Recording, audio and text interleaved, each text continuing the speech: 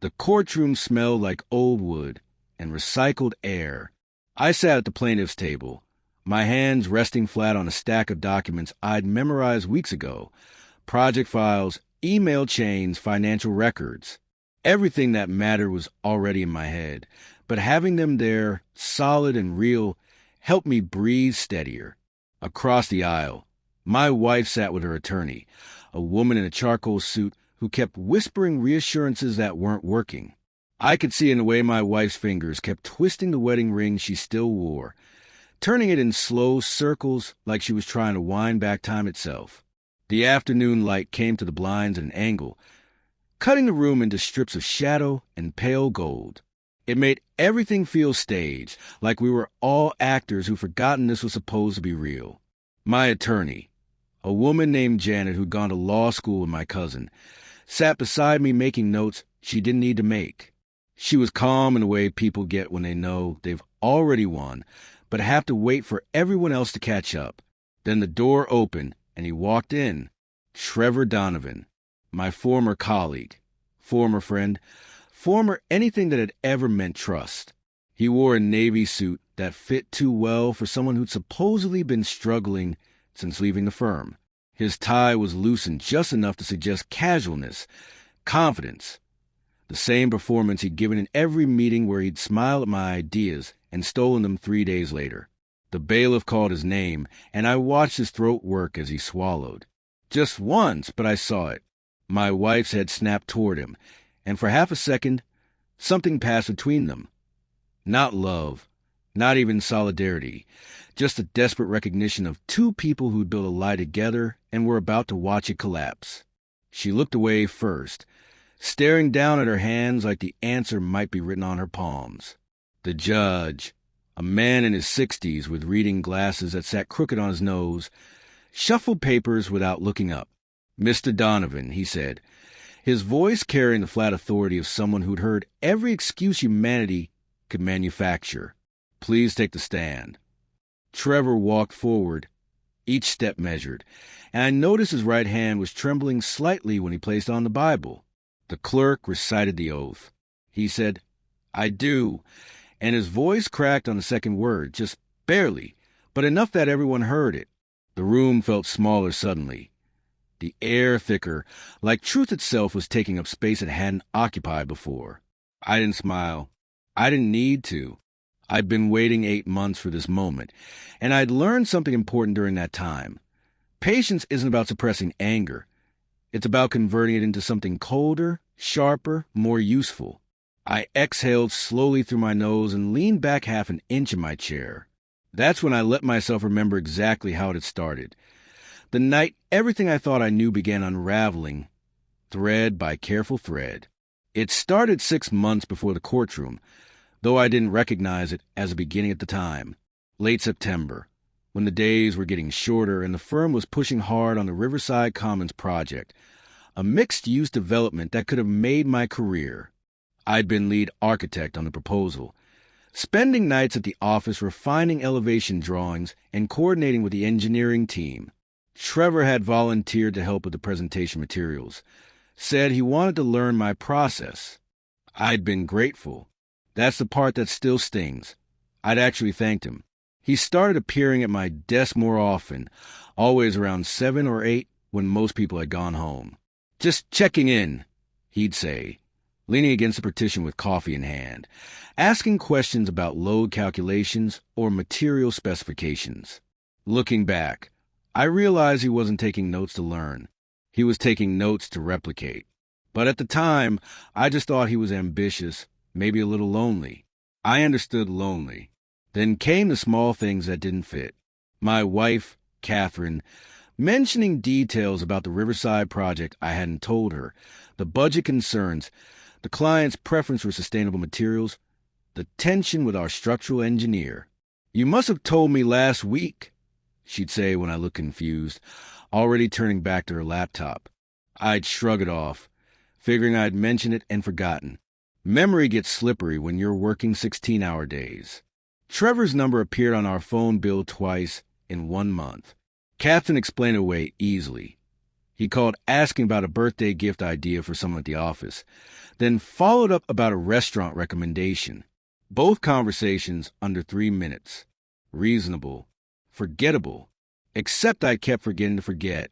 She developed a sudden interest in the firm's corporate dinners, events she'd always called boring networking theater. Now she was asking when the next one was scheduled, suggesting we should go together more often, that she'd been neglecting my professional life. I remember feeling pleased about it, thinking maybe we were finding our way back to something we'd lost. I didn't see that she wasn't moving toward me. She was positioning herself near something else entirely. The night I came home early, it was raining. Not hard, just that persistent October drizzle that makes everything look gray and tired. I'd left the office at 6 instead of 9 because I'd finished the cost analysis ahead of schedule and wanted to surprise Katherine with takeout from the Thai place she liked. Her car was in the driveway, but the house was dark except for one room, the kitchen, where a faint blue glow suggested she'd left her phone on the counter. I came to the garage door quietly, not trying to be silent, but not announcing myself either. The house had that particular stillness of a place where someone is holding their breath. I set the takeout bag on the counter next to her phone, and that's when I saw the screen light up with a message preview. The contact name was just a letter, T. The message read, "I can't keep lying to him forever. We need to decide." I stood there with my hand still on the paper bag, feeling the warmth of food seeping through, and something inside me went completely still. Not hot with rage, not even shocked, just cold, like someone had opened a door in my chest and let winter in. I didn't pick up her phone. I didn't call out to her. I just stood in my own kitchen, in the house I'd been paying a mortgage on for 6 years, and felt the architecture of my life reveal itself as something I'd misread entirely. The silence was enormous. I could hear the refrigerator humming, the rain tapping against the window, my own breathing. Upstairs, a door closed softly. The bathroom, probably. She'd be down in a minute, and we'd eat Thai food at the table, and she'd ask about my day, and I'd have to decide whether to ask about hers. I picked up the takeout bag and walked back to my car.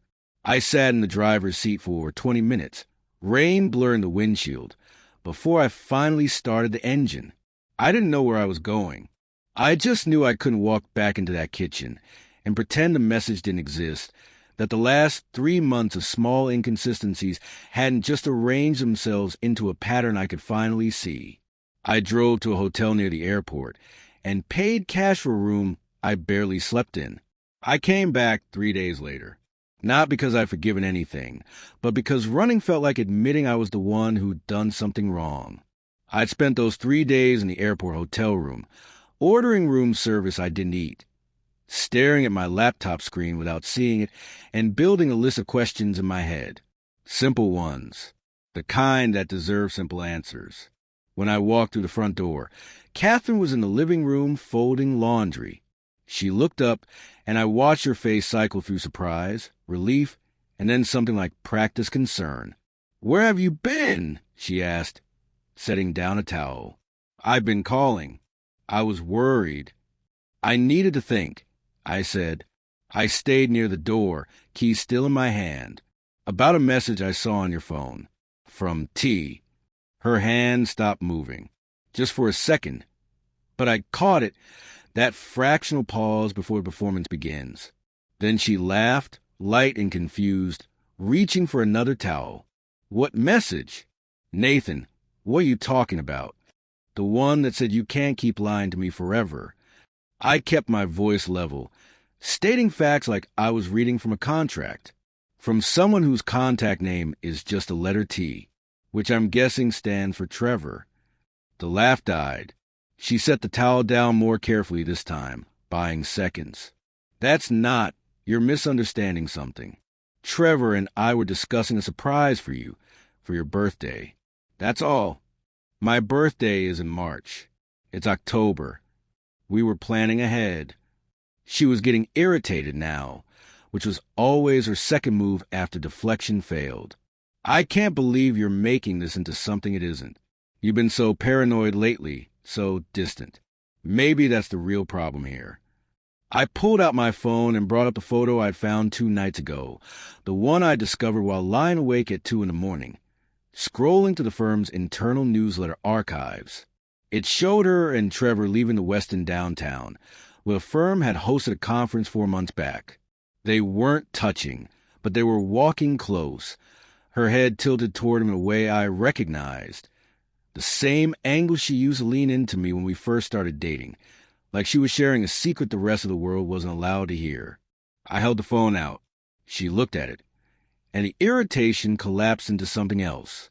Not shame, exactly. More like the exhaustion of someone caught in a lie they're too tired to maintain. When were you planning to tell me? I asked. She sat down on the couch, hands folded in her lap, for a long moment. She didn't say anything, just stared at the stack of unfolded laundry, like it might contain instructions. When she finally spoke, her voice was quieter, flatter. You were never around anymore, Nathan. You stopped seeing me months ago. I was lonely. So you found someone at my office. Someone I trusted. Someone who knew exactly how to use what you told him about my work. Her head snapped up. What are you talking about? The Riverside Project. The presentation. How much of what I told you ended up in Trevor's version of the proposal? She stood abruptly. That has nothing to do with us. That's work politics. You're conflating. How long, Katherine? She closed her eyes. Open them. 4 months. Maybe 5. I nodded slowly, doing the math. 5 months ago was when Trevor had started his helpful evening visits to my desk. 5 months ago was when the budget details I'd shared with Katherine over dinner had somehow made it into Trevor's revised cost analysis, the one he presented to the partners 3 days before I could finalize mine. 5 months ago was exactly when my career trajectory at the firm had started bending downward while it climbed. I need you to leave, I said. This is my house, too. Then I'll leave, but I'm taking my files. All my project work. My sketches, everything with my name on it. Nathan, please. We can work through this. We can see someone talk. There's nothing to talk through. I heard my own voice, how calm it sounded, and realized a cold feeling from 3 nights ago had never left. It had just settled deeper, turning into something more permanent. You made a choice. You both did. Now I'm making mine. I went upstairs and packed one duffel bag. Clothes, toiletries, my father's watch from the nightstand. From my home office, I took my leather portfolio with every sketch and drawing I'd done in the last 2 years, the ones that predated the firm's servers, the ones that were still mine. I took the framed photo of my father from my college graduation, the last picture taken before the cancer treatments started stealing pieces of him. When I came back downstairs, Katherine was crying. Real tears, not performed ones. I'm sorry, she said. I know, I told her. And I left without slamming the door, because slamming it would have meant I still cared enough to make noise. The next morning, my key card wouldn't work at the office, and HR left a voicemail about a mandatory review of my employment status. That's when I understood the personal and professional betrayals weren't separate events. They were coordinates on the same map, drawn by 2 people who decided I was in their way. The narrative started shifting before I'd even found a new place to live. I heard it through Amy, a junior designer at the firm who still answered my texts.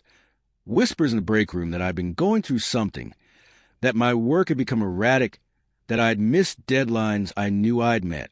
Trevor, apparently, had expressed concern to the partners about my mental state, said I'd seemed paranoid, unstable. He'd done it carefully, with just enough worried sincerity that people took him seriously. By the end of the first week, 3 colleagues had stopped returning my calls. By the end of the second, the partners had accepted my voluntary resignation, a document I'd never signed but that somehow existed in HR's files with a digital signature I didn't remember creating. When I tried to contest it, I was told the matter was closed and further contact would require legal representation. Katherine filed for divorce 2 weeks after I moved out. The petition cited irreconcilable differences and emotional neglect, My emotional neglect specifically. Her attorney was good, someone from a downtown firm that specialized in high-conflict dissolution. The filing painted me as an absent workaholic who prioritized career ambition over marriage, who become withdrawn and uncommunicative. There was no mention of Trevor, no mention of affairs or lies or coordinated professional sabotage. Just a sad story about a woman who tried her best with a husband who wouldn't meet her halfway. I wanted to fight back immediately. Want to call everyone I knew, explain what had really happened, lay out the evidence. But I didn't. Instead, I sat in my temporary apartment, a studio near the university with thin walls and fluorescent lighting, and I made spreadsheets. I pulled up every email I'd ever sent to the firm's server, every meeting invitation, every file timestamped. I organized them chronologically, cross-referenced them with Katherine's phone records from our shared account, matched dates and times until patterns emerged like constellations. An old friend from law school helped. Her name was Joanna, and she ran a small practice out of a converted house in the historic district, the kind of place where the floorboards creaked and the coffee was always too strong. She listened to everything without interrupting, taking notes in a yellow legal pad that was already half filled with someone else's case. When I finished, she sat back and tapped her pen against the desk. "Don't argue," she said. "Prove." So I proved. I found the email chain where Trevor had requested access to my project files 2 days before submitting his own version of the Riverside proposal. I found the calendar invites showing Katherine had notarized financial documents for the firm, something she'd never mentioned, in a building she claimed she'd never visited. I found the hotel receipts, the restaurant charges on my credit card from nights she'd said she was at book club, the pattern of phone calls that always happened during my late evenings at the office. Months passed. September became October, became the gray stretch of winter, where the sun set before 5 and everything felt provisional. I stopped sleeping much, not because I was anguished, but because I was focused in a way I'd never been before.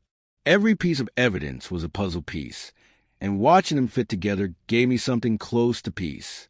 The rage I'd felt initially had burned itself out, replaced by something colder and more useful: purpose.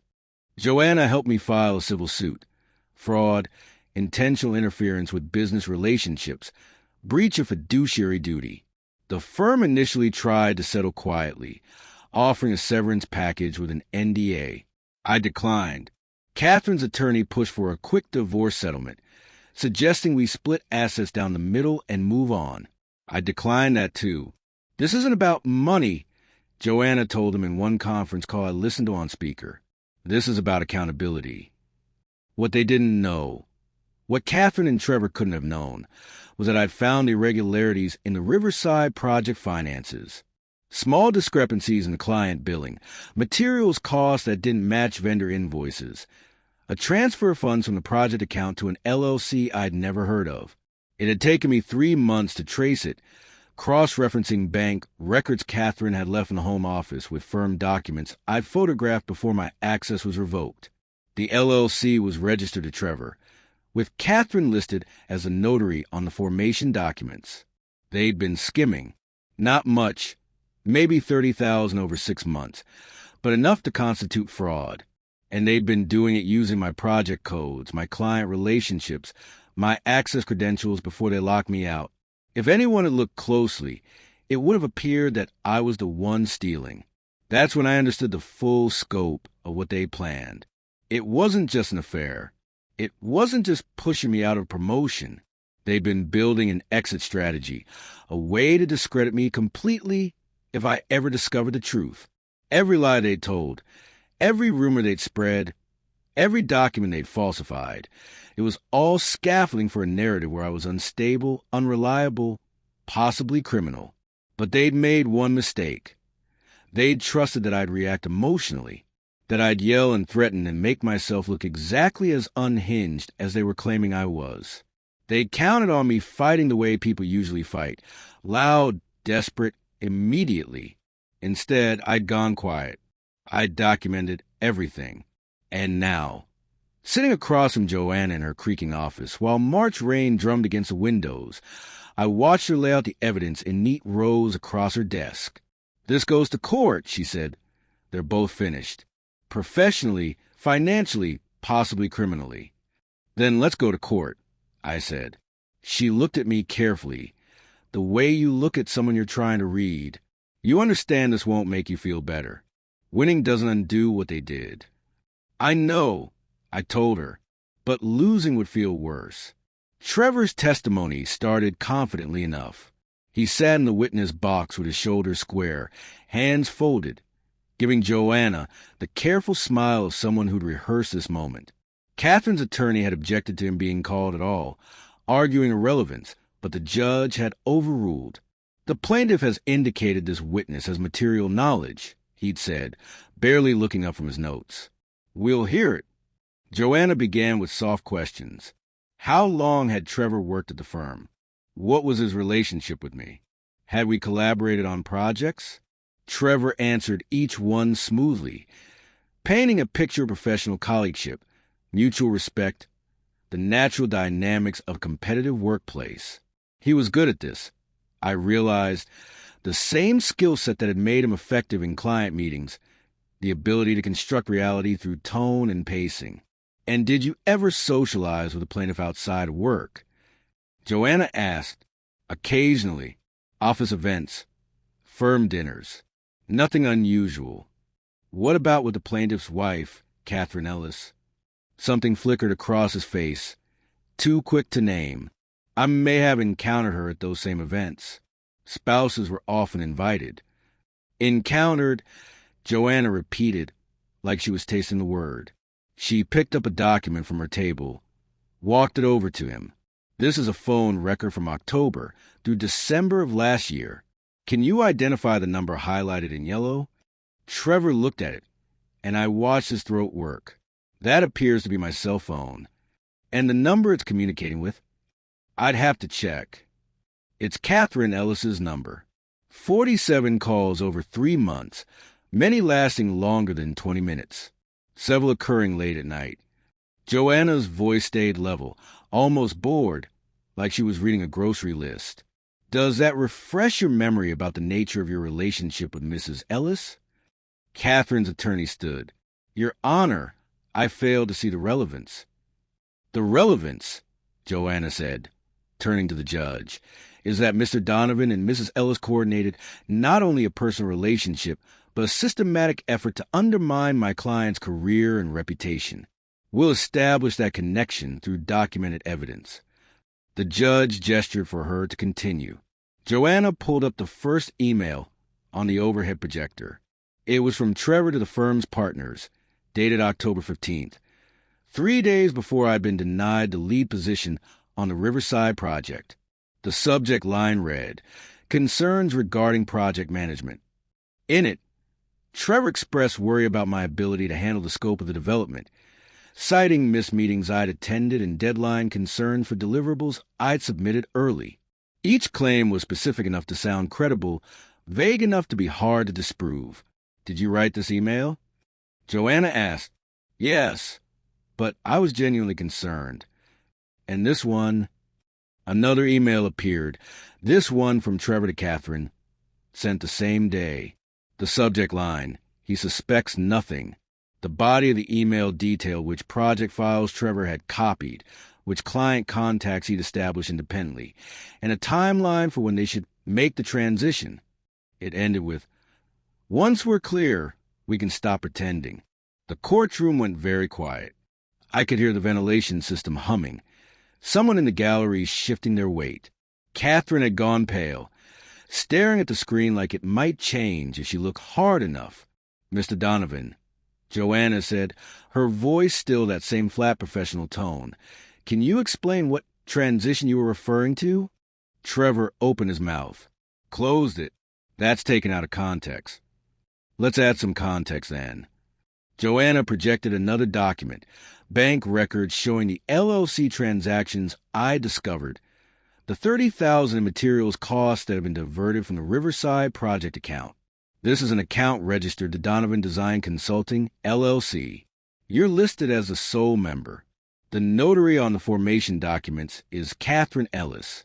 Can you explain why project funds from a development you didn't lead were transferred to your personal business account?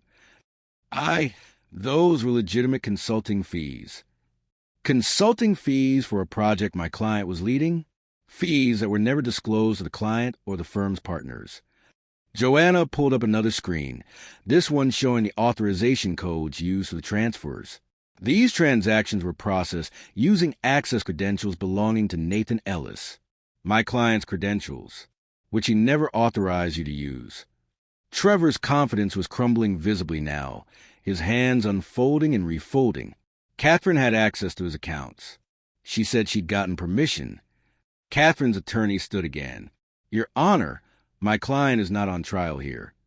No, but she's implicated in fraud, Joanna said, which is why we've subpoenaed her as well. She turned back to Trevor. Did you and Katherine Ellis coordinate to discredit Nathan Ellis professionally while conducting a personal relationship? We didn't coordinate anything. Our relationship was separate from. Then explain this. Another email, this one from Katherine to Trevor, dated 2 weeks after I'd moved out. Nathan's starting to ask questions about the Riverside numbers. We need to move the rest before he finds the LLC. Can you get the access logs changed? I watched Trevor's face as he read it on the screen. Whatever script he prepared fell apart completely. I want to consult with an attorney, he said finally, his voice thin. The judge leaned forward slightly. Mr. Donovan, you're not being charged criminally at this moment, though that may change pending the outcome of these proceedings. You can decline to answer further questions, but the court will note your refusal. Trevor looked at Katherine. She was staring at her hands again, twisting that wedding ring, and she didn't look back.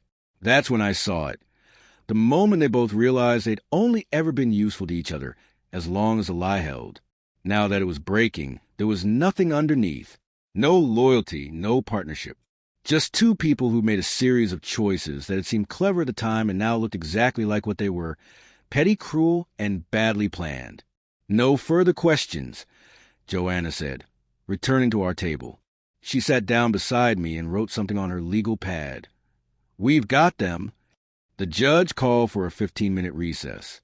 As people filed out, I stayed seated, looking at the empty witness stand. 8 months ago, I'd been standing in my kitchen reading a text message that had unraveled my entire life. Now I was watching that unraveling play out in reverse, every thread being traced back to its source. I didn't feel triumphant. I felt tired and clear and ready for it to be finished. The verdict came down on a Thursday afternoon in late April. The judge ruled in my favor on all counts: fraud, intentional interference, breach of fiduciary duty. Katherine was ordered to pay restitution. Trevor faced both civil penalties and a referral to the state bar for potential criminal charges. The firm, eager to distance itself from the scandal, offered me a settlement that included back pay, damages, and a formal apology to be entered into my employment record. I took the money and declined any offer to return. Some victories don't feel like winning. They feel like finally being allowed to set something heavy down. I moved into a new apartment 3 weeks later, a second-floor walk-up in the Arts District with tall windows and good light. It was smaller than a house I'd shared with Katherine, but it was mine. No shared mortgage, no memories embedded in the walls, no furniture we picked out together during a weekend trip we pretended meant more than it did. I bought a drafting table from an estate sale, set it up near the window, and spent the first morning there just looking at the empty surface, feeling something close to peace. The first project I took on was small, a residential addition for a couple in their 70s who wanted to expand their kitchen. It wasn't glamorous work, nothing that would win awards or get featured in architectural journals, but it was honest. They trusted me with their home, and I gave them something functional and beautiful. When they saw the final drawings, the wife cried a little and said it was exactly what she'd imagined but couldn't articulate. That felt better than any partnership promotion ever had. By summer, I'd registered my own practice, Ellis Design Studio. The name looked strange on business cards at first, standing alone without a firm behind it, but I got used to it, started to prefer it. Actually, every project that came through was mine from start to finish. Every decision made without compromise or committee approval. I worked fewer hours but better ones, the kind where you finish the day tired but satisfied rather than exhausted and hollow. I saw Katherine once, months later, at a coffee shop near what used to be our neighborhood. She was with someone, a man I didn't recognize, and she looked smaller somehow, or maybe I just stopped seeing her as larger than she was. Our eyes met for a second across the room. She looked away first, and I realized I didn't feel anything. Not anger, not satisfaction, not even curiosity. She'd become a person I used to know, the way everyone eventually does when the story ends. Trevor left the state, I heard. Someone mentioned he'd taken a job in Arizona, trying to rebuild under a cloud of professional disgrace. I didn't look him up. Didn't need to. On a Sunday morning in September, exactly 1 year after I'd seen that text message in my kitchen, I woke before dawn and made coffee in my new apartment. I spread fresh blueprints across the drafting table, a small community center project, something that would actually matter to people, and sat there as the sun came up, painting the room gold. My name was in the header. Nathan Ellis, principal architect. I didn't think about Katherine or Trevor much anymore. They'd become background noise, static from a station I'd stopped tuning into. What I thought about instead was the work in front of me. The clean lines waiting to be drawn, the empty space on the page that I'd fill with something solid and true. I picked up my pencil and started.